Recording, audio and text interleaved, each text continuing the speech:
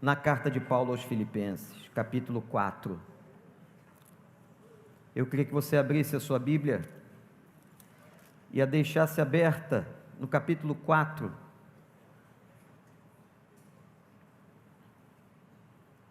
Nós vamos ler a partir do verso 4.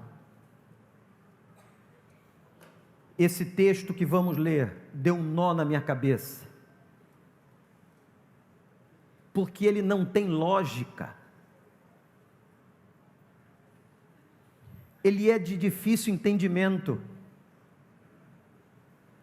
mas eu tenho absoluta convicção que o Espírito Santo vai tratar de mostrar para nós e nos fazer entender o que Ele quer.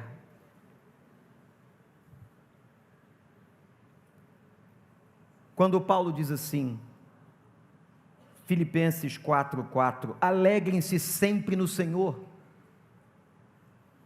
Novamente direi, alegrem-se. Seja a amabilidade de vocês conhecida por todos. Perto está o Senhor. E não andem ansiosos por coisa alguma, mas em tudo pela oração e súplica com ação de graças, apresentem seus pedidos a Deus. E a paz de Deus, que excede todo entendimento, guardará o coração e a mente de vocês em Cristo Jesus. Finalmente, irmãos, tudo que for verdadeiro, tudo que for nobre, tudo que for correto, tudo que for puro, tudo que for amável, tudo que for de boa fama, se houver algo de excelente ou digno de louvor, pensem nessas coisas.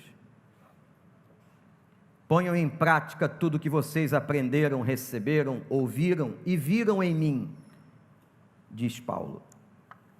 E o Deus de paz estará com vocês. Amém. Eu já quero dizer para você que não vamos terminar agora pela manhã. A reflexão sobre esse texto é tão forte,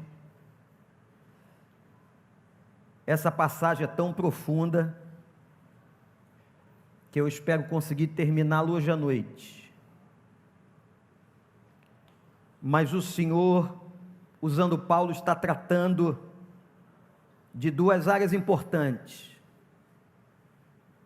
da mente, das emoções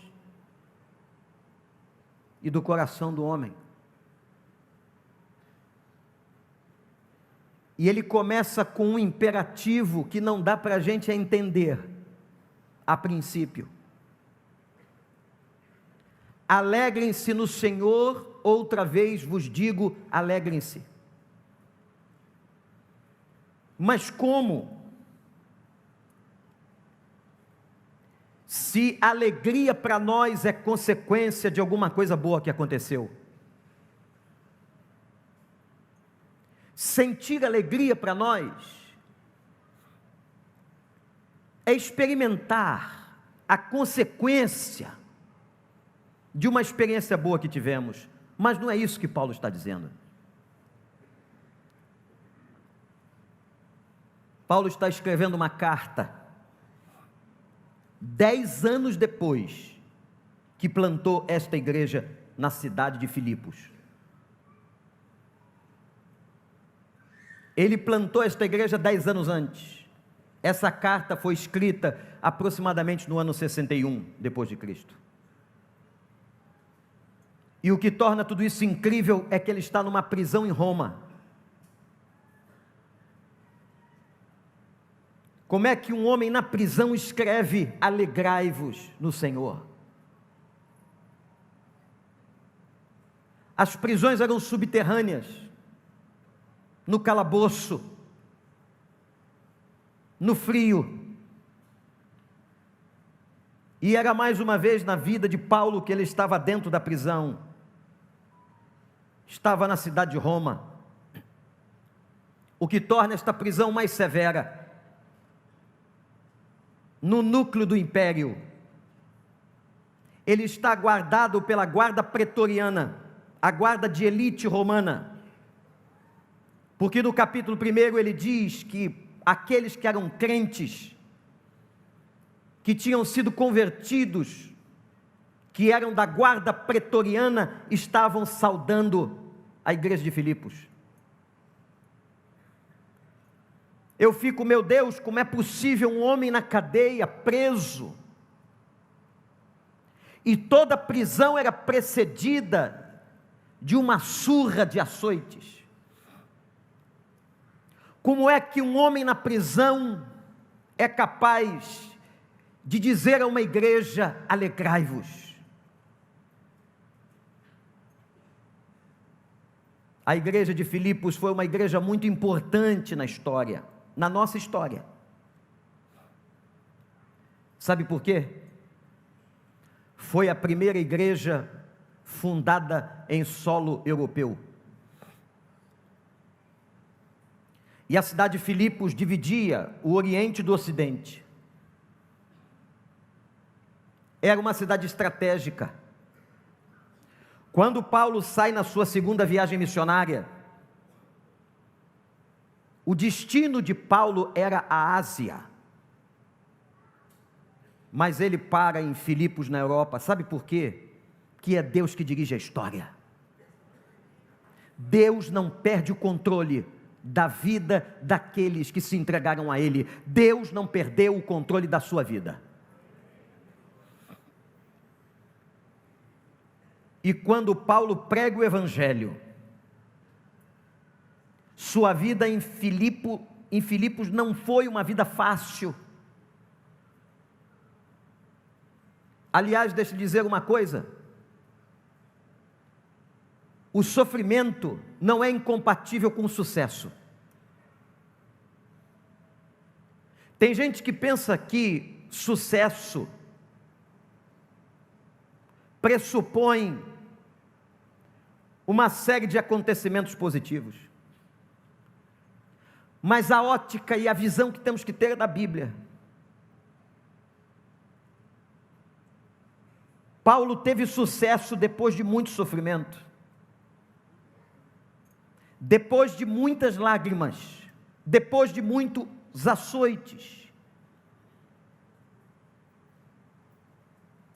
E Deus começou a fazer uma obra tão grande em Filipos que dali o Evangelho se espalhou pela Europa. E eu vou além dizendo o seguinte: aquele vento de Filipos atingiu a Europa, e vamos falar um pouquinho de nós. Um dia, aquele vento varreu a Inglaterra, provocando avivamentos espirituais. Aquele vento varreu a Holanda, aquele vento varreu a França. E quem não se lembra da história dos huguenotes no Rio de Janeiro, franceses crentes que para aqui vieram pregar o Evangelho. Aquele vento de Filipos se espalhou em toda a Europa, e da Europa chegou à América do Norte, nos Estados Unidos, e depois chegou aqui. O que aconteceu em Filipos tem a ver com a gente hoje de manhã, aqui nessa casa de oração. Louvado seja Deus, porque Deus dirige a história. Quando eu estava em Filipos, naquela segunda viagem missionária, 3 conversões importantes aconteceram, estão todas narradas no capítulo 16 de Atos. A primeira foi uma mulher asiática de Tiatira, chamada Lídia. Tiatira é uma cidade da Turquia hoje. Lídia tinha se convertido ao judaísmo e foi com mulheres de oração para a beira de um rio para orar, e encontra Paulo, e ali Lídia se converte. Se converteu ela e a sua família. Veja como o sofrimento de Paulo está valendo a pena. A gente às vezes não entende porque está sofrendo, mas na vida de uma pessoa que conhece Deus, o sofrimento tem propósito. Você crê nisso, meu irmão? Capítulo 16, tem uma outra conversão de uma jovem possessa pelo demônio, uma escrava, que possuída por um espírito de pitonisa, adivinhava e a sua adivinhação fazia lucrar os seus patrões.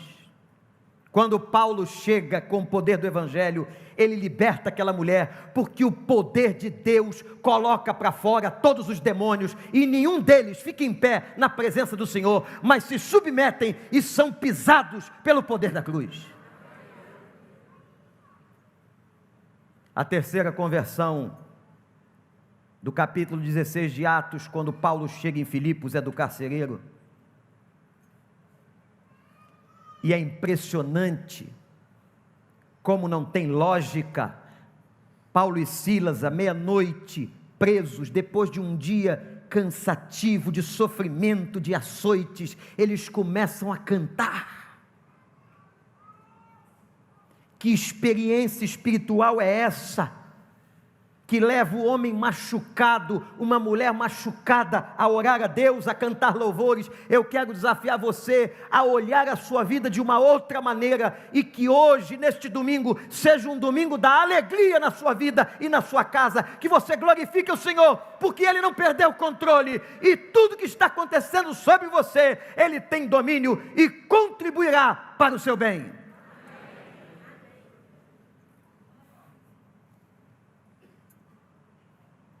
Quando William Barclay olhou o capítulo 16, um dos comentaristas bíblicos que eu mais admiro, disse que num capítulo só, Deus mostrou toda a universalidade do Evangelho. O Evangelho atingiu aquela rica mulher chamada Lídia, prosélita, convertida ao judaísmo, asiática. O Evangelho atingiu aquela escrava pobre, que era grega. O Evangelho atingiu aquele carcereiro romano, oficial, público. Eu quero dizer uma coisa para você: Deus não se esquece de nenhum de nós. Não tem uma pessoa que esteja aqui ou em casa cultuando conosco que Deus se esqueça. Deus sabe tudo sobre você. Ele conhece o teu coração, Ele conhece a tua alma, Ele sabe o que você está passando, e Ele está tratando dos seus assuntos.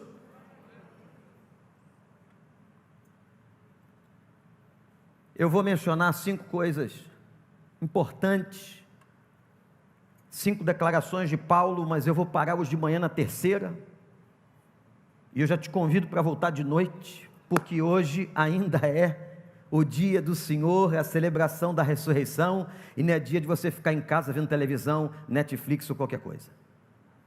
Se você pode, venha à casa de oração. Se você está doente, tem impedimentos, fica aí em casa. Mas se você não tem, venha, porque aqui ainda é muito melhor, na congregação dos salvos, a manifestação do calor do Espírito Santo entre nós é algo maravilhoso, que às vezes não dá para sentir pela internet. A internet é uma bênção, está agora alcançando essa mensagem em outros países, mas se você pode, esteja no meio do povo de Deus na casa de oração. A primeira coisa que Paulo vai dizer, a primeira estrofe, é: alegrai-vos no Senhor. Alegria como uma ordenança. Isso aqui mexeu com a minha cabeça, com a cabeça daqueles que são psicólogos de formação, que estudam comportamento. Como é que uma pessoa recebe uma ordem para ser alegre? A alegria do ser humano depende de circunstâncias, essa aqui não. A alegria que Paulo está tratando, alegria, gente, é a emoção mais positiva da vida humana. A alegria mexe com o nosso conceito de ser feliz. E Paulo está indo muito fundo aqui, dando uma ordem, e dizendo que o Evangelho é alegria, o reino de Deus é alegria, o fruto do Espírito Santo é alegria. A alegria da qual Paulo está tratando é uma alegria independente das circunstâncias. Quem é que tem problema aqui na vida, levanta a mão. Quem tem problema, quem não tem, fica com a mão abaixada. Não, levanta a mão direito. Tem alguém aqui que não tem problema? Quem não tem problema? Somos normais. Temos muitos problemas. Temos crises, temos dores. Tem gente que chorou aqui, tem gente que chorou em casa, tem gente que chorou de madrugada. Mas Paulo está falando de uma alegria independente das circunstâncias que estão fora de nós. Ele está falando de uma alegria que está dentro de nós. E que nesta manhã, se você está cego ou não está vendo esta alegria, que o Espírito Santo desvende os seus olhos, que você enxergue nesta hora e que você saia daqui fazendo o que Paulo está nos mandando fazer. Alegrai-vos no Senhor, outra vez eu repito, alegrai-vos no Senhor, porque a nossa alegria não depende de uma circunstância externa, a nossa alegria tem um nome, o nome da nossa alegria é Jesus Cristo. Agora eu entendi, porque quem tem Jesus experimenta alegria, mesmo que chore, mesmo que esteja em lágrimas, mesmo que esteja passando problemas, mesmo que esteja lutando contra um vício, mesmo que esteja lutando contra uma doença, mesmo que esteja passando um problema na família, mesmo que esteja passando um problema financeiro, há uma alegria que está plantada dentro de nós, no dia em que nós nos convertemos. Essa alegria veio, essa alegria tem nome, essa alegria está aí, e quando você olha para Cristo, aí você entende a razão da sua vida, e a razão da sua alegria,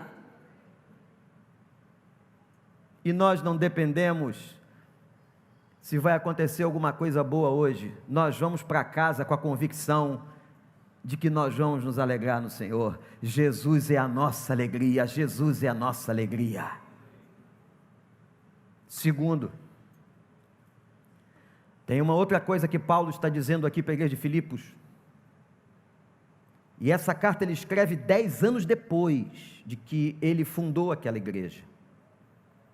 Paulo tinha uma relação com Filipos e com os filipenses de muita intimidade, porque essa igreja não somente era uma igreja estratégica, que dividia o Oriente do Ocidente, uma igreja que foi a primeira igreja europeia, cujos ventos chegaram até nós, mas essa igreja sustentava o ministério de Paulo.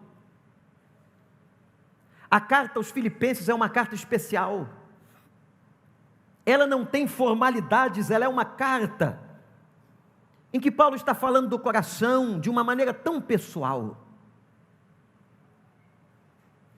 Primeira coisa que ele disse foi: alegrai-vos no Senhor. Eu quero que você faça uma coisa, olhe para o pastor.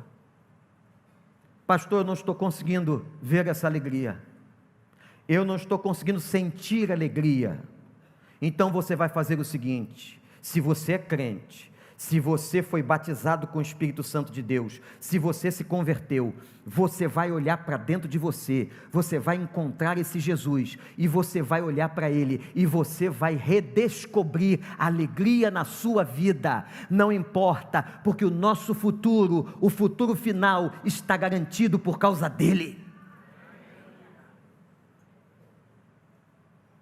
Segunda coisa que ele faz é dizer assim: tenham amabilidade. A amabilidade de vocês seja conhecida. Essa palavra é muito difícil.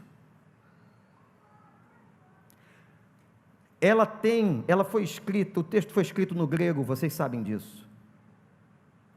Ela pode ter vários significados. Eu vou dizer aqui, e me perdoem os professores de grego, minha pronúncia não é boa, eu não sou grego. A palavra epieikeia,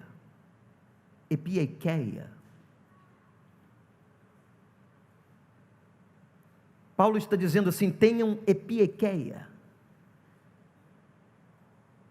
Aí as versões em português tentaram encontrar uma palavra adequada, mas é um termo difícil, em que coloca diante de nós, vejam a importância, duas realidades: a justiça e a misericórdia.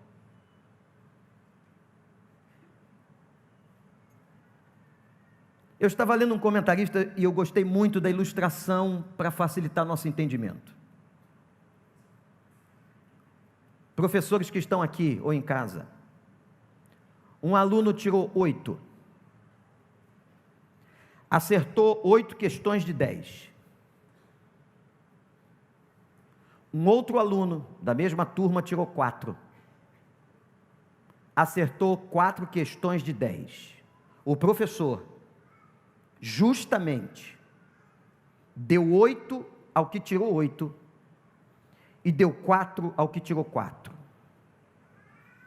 O que tirou 4 acertou 4. O que tirou 8 acertou 8. Foi justo, professores? Isso tem um sentido de justiça. A lei foi cumprida, a lei da escola, do colégio. Mas o professor resolveu aplicar epieikeia. O que é isso? Ele descobriu que o aluno que tirou 4 era muito pobre, enquanto que o aluno que tirou 8 tinha uma condição social elevadíssima. O aluno que tirou 4, o pai estava muito doente. O aluno que tirou 8 tinha saúde completa dentro de casa. O aluno que tirou 4 não dormira 3 noites pelos problemas da sua casa. O professor, então, resolveu aplicar epieikeia. Ele extrapola a justiça, chega no ramo da misericórdia e dá 8 ao aluno que só acertou 4. Entendeu? Paulo está dizendo assim: usem com as pessoas de epieikeia. Irmãos, como nós somos pessoas da lei, justiça, e tantas vezes legalistas como fariseus, queremos punir, damos notas para as pessoas, mas o que Paulo está dizendo aos filipenses: alegrem-se no Senhor e apliquem a epieikeia. É isso que significa amabilidade nessa tradução. Quando nós aplicarmos a epieikeia hoje à tarde ou amanhã com qualquer pessoa que errou sim, que merece a lei, mas quando nós aplicarmos a epieikeia na vida dela, nós estaremos mais parecidos com Cristo, porque no dia em que ele encontrou aquela mulher pega em flagrante adultério, ele não aplica a lei, mas ele aplica a epieikeia. Que nós, ao olharmos uma pessoa fragilizada, abatida, sofrida, que nós não apliquemos apenas a justiça da lei, o que é claro e o que é justo, mas que nós extrapolemos na misericórdia a epieikeia na vida delas. Louvado seja o nome do Senhor. Alegrem-se no Senhor. É ordenança. Sejam amáveis, tenham amabilidade, porque Ele está perto. Esse advérbio grego quer dizer que Ele está perto. Perto geograficamente. Que coisa linda, gente. Não tem momentos na vida que a gente pensa que Deus está longe? Não tem momentos? Mas eu quero declarar para você que Ele está sempre perto. É você que às vezes não percebe, é você que às vezes não sente, é às vezes que você fica obnubilado, você não consegue ver, mas presta atenção, é promessa, não é palavra de pastor, é palavra de Jesus. Ele está perto de você, Ele sabe tudo que você está passando, e que o seu testemunho, e que a sua vida exale alegria, que contagie pessoas, e que você pratique epiequeia. Meus irmãos, como o nosso testemunho é importante, Paulo está enfatizando isso aqui. Depois dele falar de uma condição de dentro, que é alegria, ele fala de uma condição de fora. Tenham amabilidade com as pessoas. Como é importante o nosso testemunho, jovens e adolescentes. Como é importante o nosso testemunho, meus irmãos. Como nós temos que controlar a carne, a nossa ira, a nossa impetuosidade. Como é importante deixar que o fruto do Espírito sobressaia, porque a nossa carne grita, em todos os aspectos ela grita para que pequemos. E só há uma maneira de frear a carne, é nos submetendo ao Espírito Santo, é colocando a nossa vida debaixo do poder dEle, e vigiando o tempo todo, para que não pequemos. Eu já contei essa história, os mais antigos conhecem. Há muitos anos atrás, aqui no Recreio, só tínhamos um shopping, era aquele que fica ali perto, chamado Recreio Shopping, e naquela época ainda tinha cancela com cobrador, o homem que entregava o ticket. Cheguei, segunda-feira, parei o carro, esperei ele me dar o ticket, e ele não me dava o ticket. Aquela segunda-feira é um dia esquisito para o pastor. Evite ligar para pastor segunda-feira. Estou brincando. E ele começou a olhar para mim,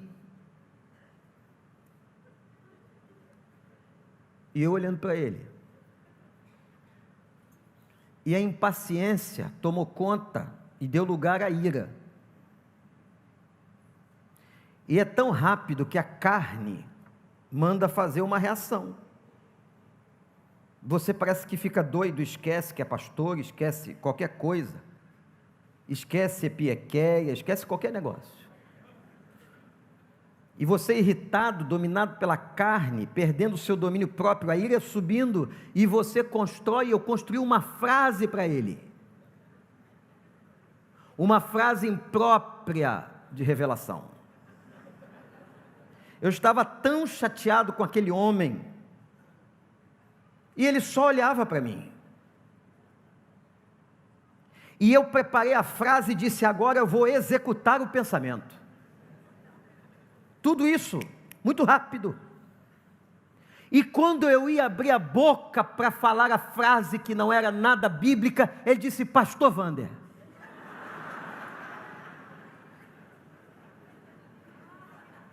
Pastor, eu estou aqui olhando para ter certeza, mas é o senhor.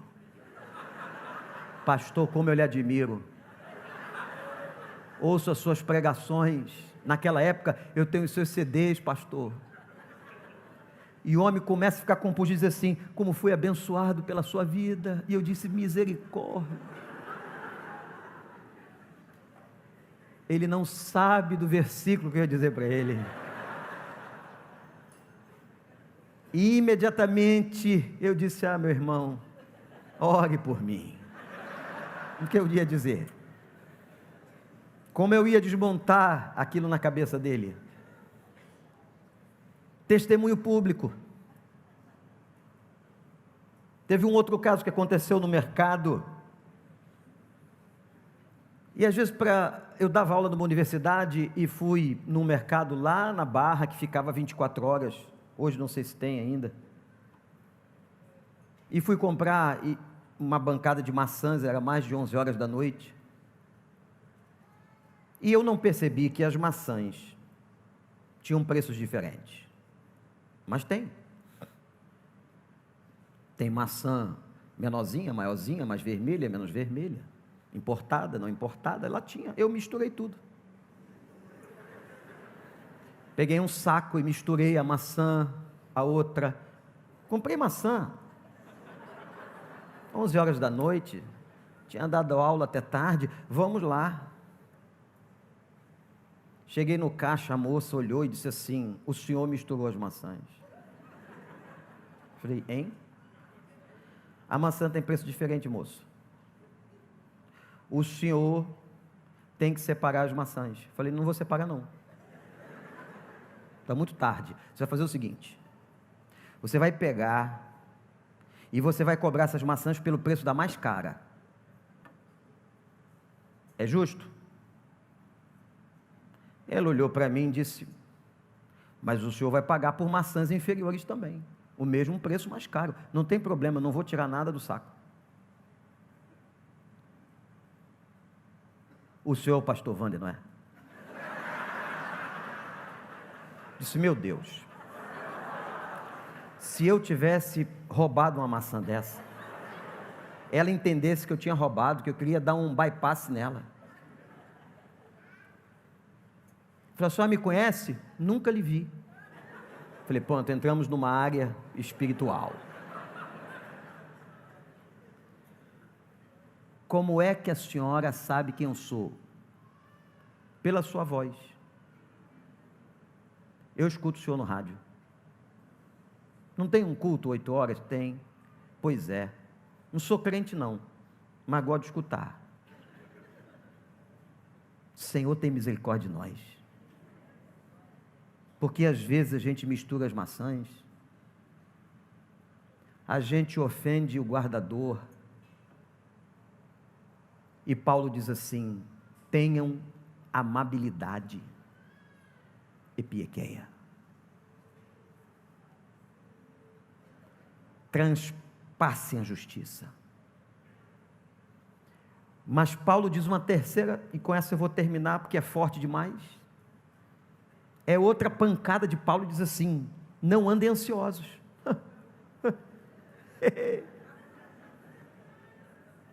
Eu vou perguntar aqui se tem alguém ansioso? Claro que não. Ansiedade na psicologia tem níveis, todos nós hoje temos níveis diferentes de ansiedade. A Bíblia fala de ansiedade. Mais de 2000 anos atrás, a Bíblia falava em Mateus 6, no Sermão da Montanha de Jesus. Carta de Pedro, capítulo 5, o encontro de Marta e Maria com Jesus na casa delas, o Salmo 74, que é chamado o Salmo da Ansiedade. Pronto, lá vai você trocar do 91 e deixar aberto na sala o 74, não é? Tem que tomar posse daquele negócio. Ansiedade. A palavra traz uma ideia de estrangulamento que sufoca. Esse é o sentido etimológico. Mas deixa eu dizer a você um pouquinho do que a ciência fala. É uma síntese, porque existem compêndios sobre ansiedade, livros sobre ansiedade, estudos variados sobre ansiedade. Só que agora Paulo está contradizendo muita coisa que a ciência diz. Ele está nos dando um poder para vencermos a ansiedade. A ciência diz que esta é a grande doença do século, que atinge desde a criança ao ancião, que atinge o pobre e o doutor. As indústrias farmacêuticas investem milhões de dólares em ansiolíticos, que são consumidos por milhões de pessoas. Pesquisas científicas no campo do doutorado, do pós-doutorado, são feitas no mundo inteiro sobre ansiedade. A ansiedade é uma emoção desagradável, de sufocamento. E ela se caracteriza, presta atenção, por preocupações excessivas, pelas incertezas, pelos medos do futuro. E a ansiedade tem consequências terríveis no corpo da gente. Eu não vou aqui mencioná-las, basta você entrar nos sites que vão falar sobre ansiedade. A Organização Mundial de Saúde revelou uma pesquisa por causa da pandemia,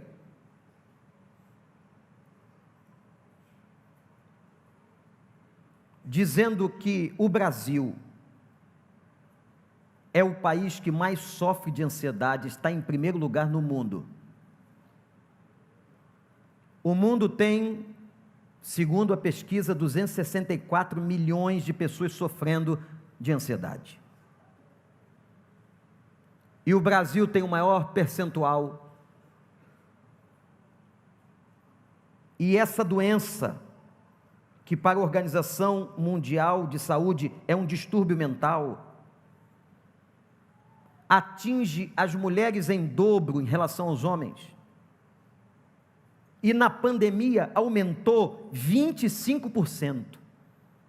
Esse dado estatístico foi divulgado no dia 2 de março de 2022, recente. E essa ansiedade, que leva milhares de pessoas aos consultórios psiquiátricos, às clínicas psicológicas, provocam preocupações excessivas e mexem com a espiritualidade. A ansiedade também destrói relacionamentos. Ela tira você do foco. Ao invés de você colocar o foco na fé e em Deus, você coloca o foco no problema, produzindo uma preocupação exagerada, sofrendo antecipadamente, mexendo com a sua fé. Se eu tenho uma preocupação excessiva, mexendo com os meus neurotransmissores, com o meu cérebro, como é que eu vou confiar que Deus está no controle? Como é que eu vou confiar em Deus, esperar em Deus, se eu estou com a mente tão perturbada pela ansiedade? E Paulo traz o remédio dele.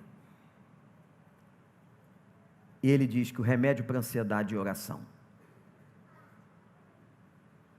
Atenção, eu não estou dizendo para você parar a sua medicação. Eu não estou dizendo para você parar de buscar a orientação do seu médico, não. Eu estou desafiando você a experimentar a oração e adicionar a oração à sua receita.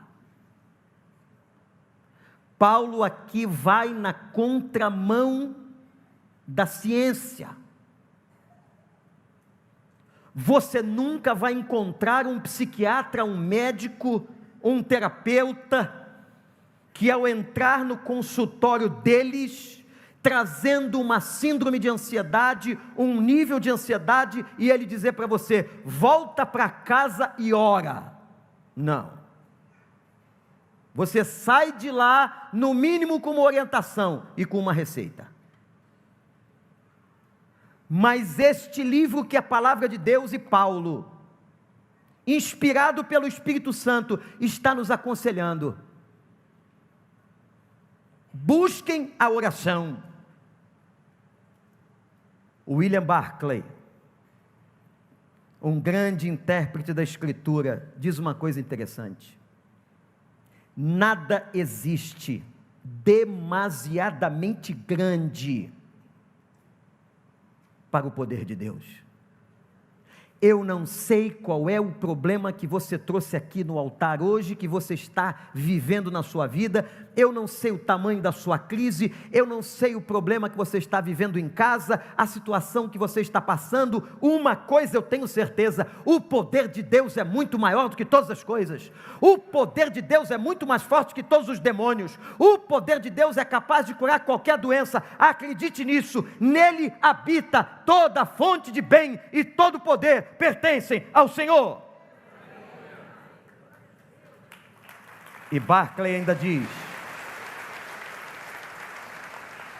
que o poder de Deus pode controlar qualquer coisa grande, mas pode controlar até as nossas questões pequenas. Tem horas que eu faço uns pedidos a Deus que eu digo assim: Senhor, não vai ouvir isso aí é tão... tem tanta gente orando. No outro dia eu ouvi uma declaração interessante, vejam isso, pastores, de um irmão que chegou para mim e disse assim: pastor, só oro de madrugada. Eu disse: muito bom, você tira um tempo do seu sono, se dedica a Deus. Ele falou: não, é porque o acesso está mais livre, a minha oração chega mais fácil. Falei: quem disse isso para você? Não, amigo, é na hora que está toda a China orando, toda a Ásia está orando, e tem muito mais gente na Ásia do que aqui, a China, o Japão, a Indonésia, as Filipinas, está todo mundo orando,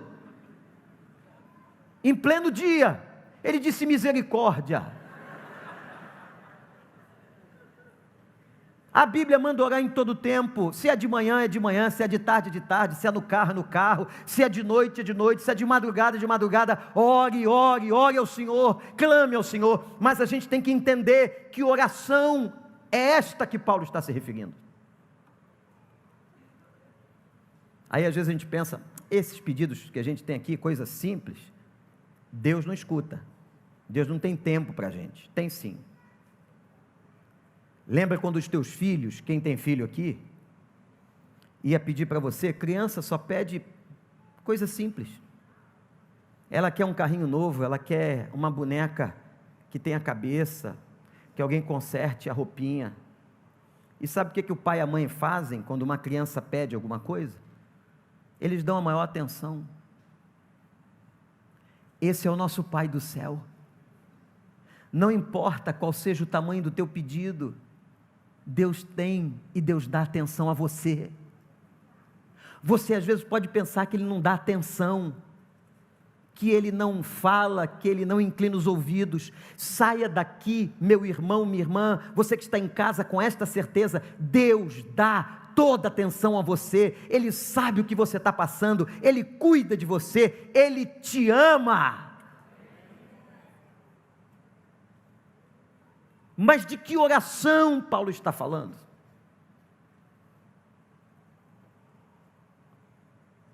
Eu estou convicto e desejoso, com toda a nossa equipe pastoral, que nós mudemos a cultura de oração da igreja. Não é fazer um negócio diferente, não é fazer congresso, pode até fazer, mas não é fazer congresso, não é fazer vigília, não é isso não. Mudar a cultura de oração é mexer nos nossos hábitos de oração. E acabar com aquela oração clichê, que você sabe como faz, que tem introdução, meio e conclusão. E partir para uma oração mais bíblica. Tem 3 coisas aqui, ou 3 ingredientes na oração que Paulo está mencionando, que a gente vai ter que descobrir. Eu confesso que eu estou aprendendo, que nós precisamos aprender a orar. A primeira palavra que Paulo se refere em relação à oração traz um sentido de adoração. Quando você entrar na presença de Deus para orar, você vai entrar em adoração. Ora, quando eu entro em adoração, contemplando, como fizemos há pouco, a grandeza de Deus, a beleza de Deus, a majestade de Deus, nós colocamos o foco naquele quem adoramos, e tiramos o foco do problema, a gente reduz a ansiedade. É isso que Paulo está dizendo. Quando você adora, você tira o foco do problema e você coloca o foco naquele que tem o poder de resolver o problema.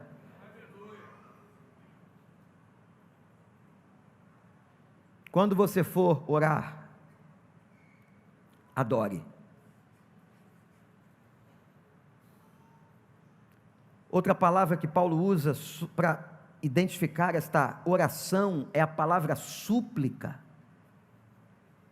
Deesis, súplica. Não é chegar para Deus fazer pedidozinho, não, Senhor, aquela coisa que a gente faz rápido. Nós temos que aprender a entrar num outro patamar de oração. Lembro da pregação de domingo passado pela manhã, quando falávamos num outro patamar que os discípulos de Eliseu queriam alcançar. Nós precisamos suplicar, clamor intenso, coração voltado, nenhuma dispersão, foco total em Deus.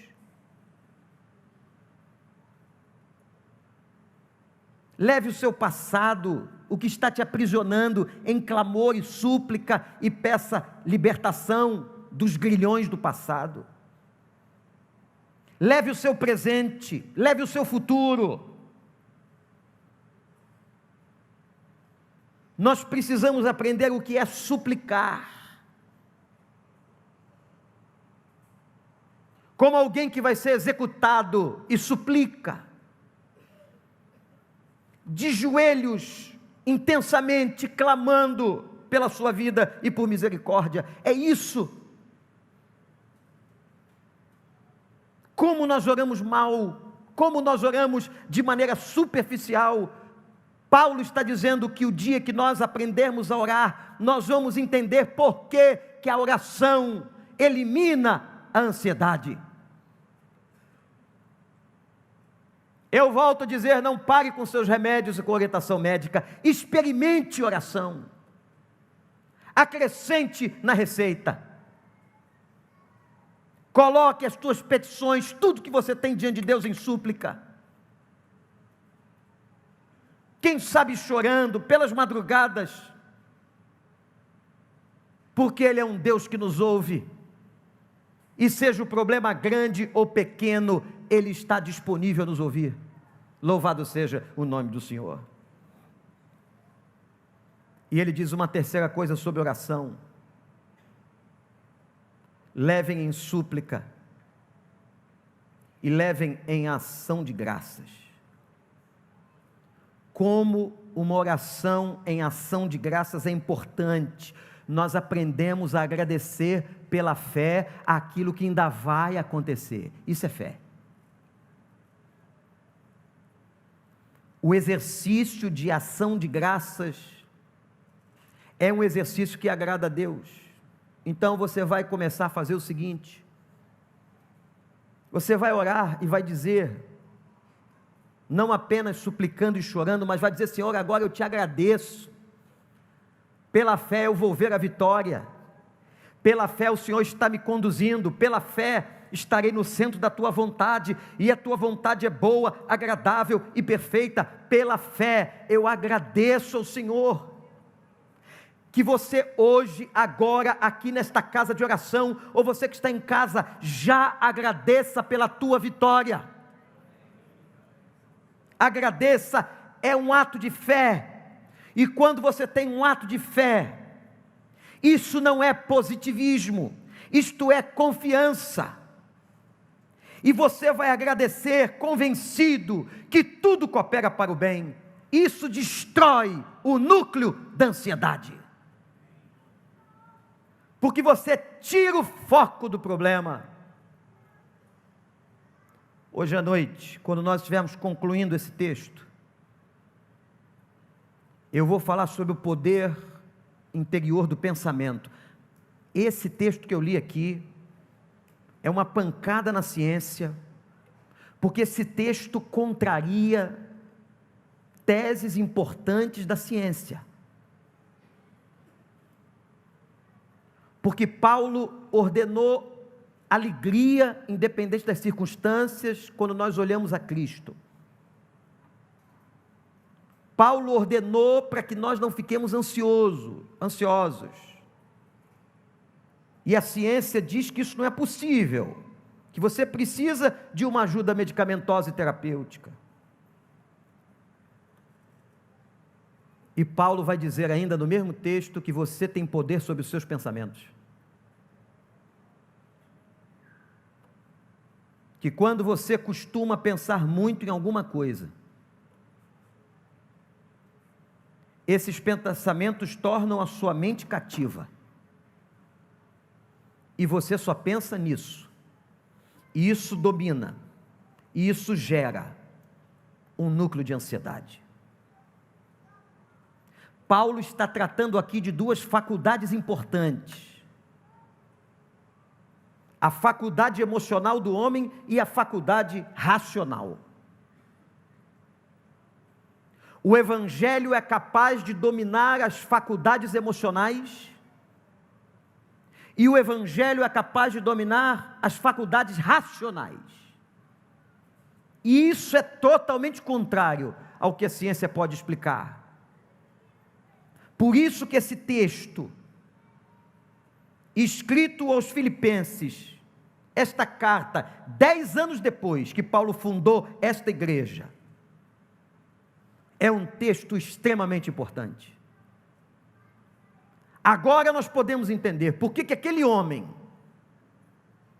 no calabouço de uma cadeia em Roma, é capaz de dizer: alegrem-se.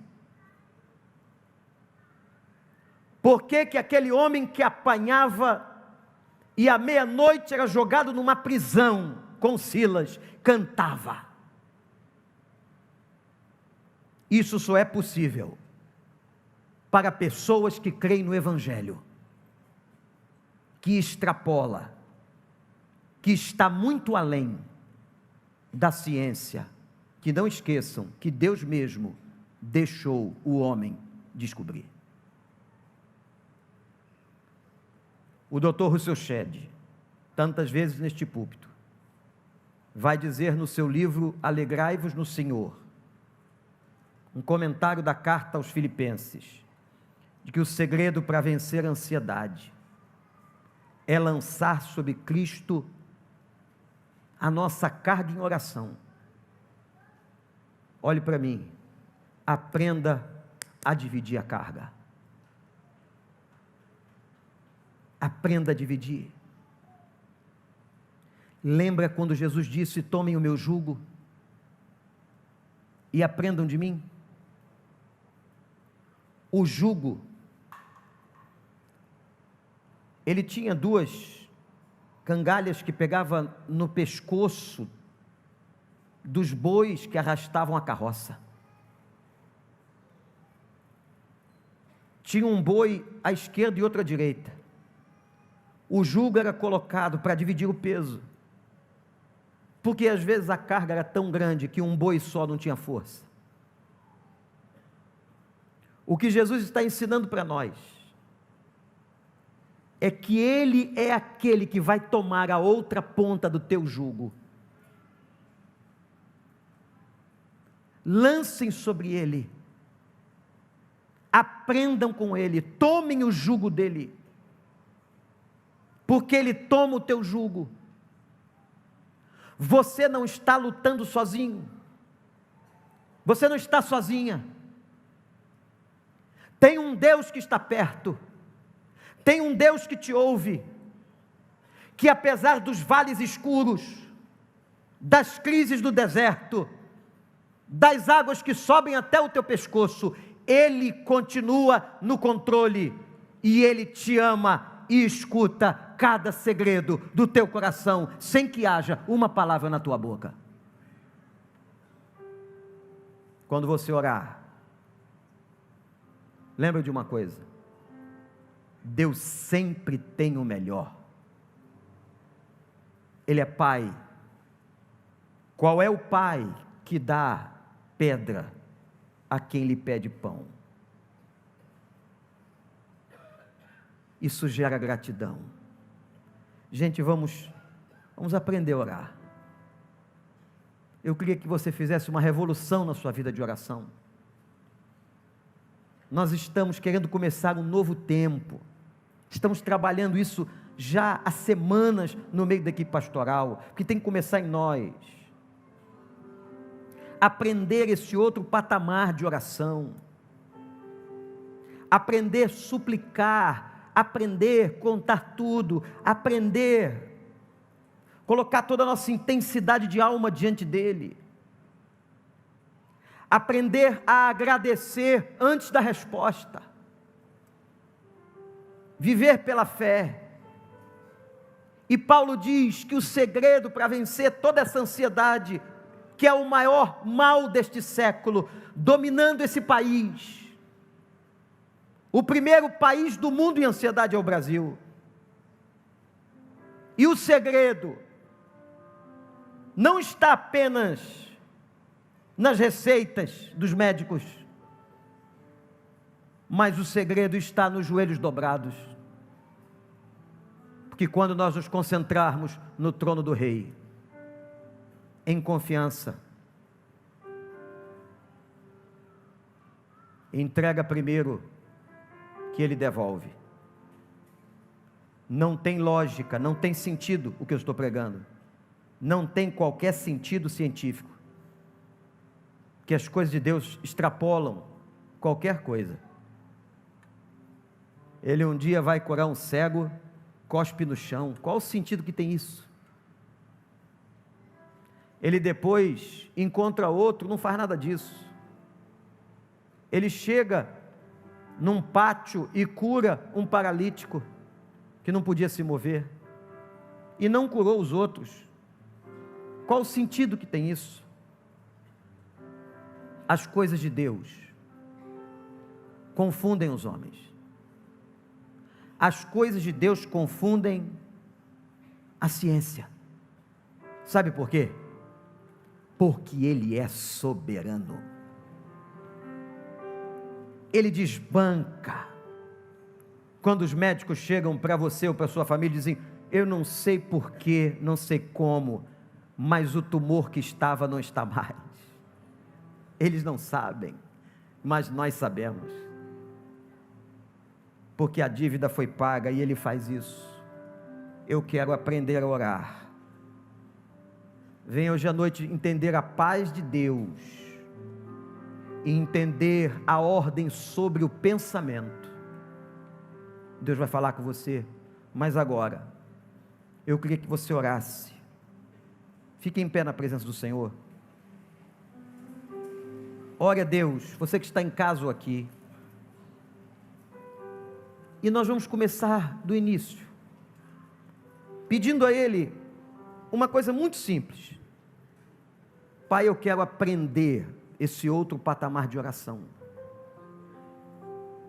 Eu quero sair da minha formalidade com que eu tenho me dirigido a Ti, e eu quero aprender outro nível de estar na Tua presença em súplica e ações de graças.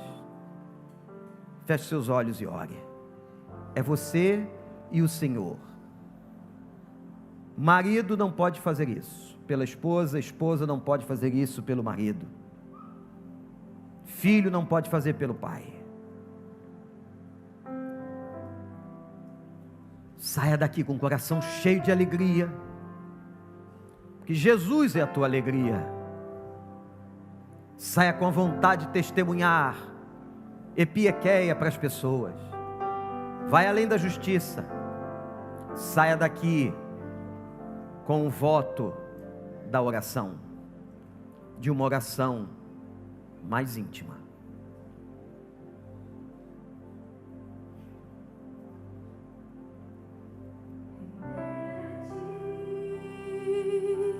Adoração. Orar e adorar. E derramar. É derramar. Eu sei. É colocar a vida no altar. É o que. É muito mais do que simplesmente pedir. Deseja toda manhã. É demonstrar paixão pelo Senhor. Te imaginar é me inspirar pra te dizer: estou apaixonado. É uma declaração de amor. Cada vez mais. É encontrá-lo no segredo e no silêncio. Senhor, tu és incomparável. Teu nome é maravilhoso. Teu nome é maravilhoso. Pede a Ele. Leva-me além. Leva-me além. Leva-me além.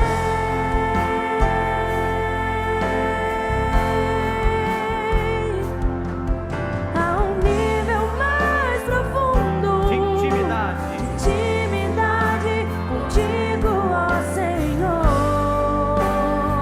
Leva-me, Senhor, muito além. Leva-me além.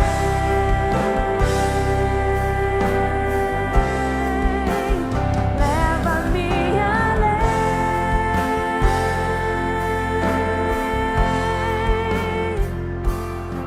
Que a minha vida flua mais da tua unção, mais do teu poder.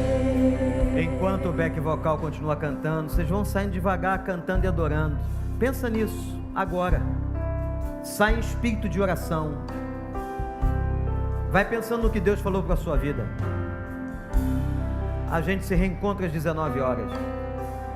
Deus te abençoe. Vai na paz do Senhor.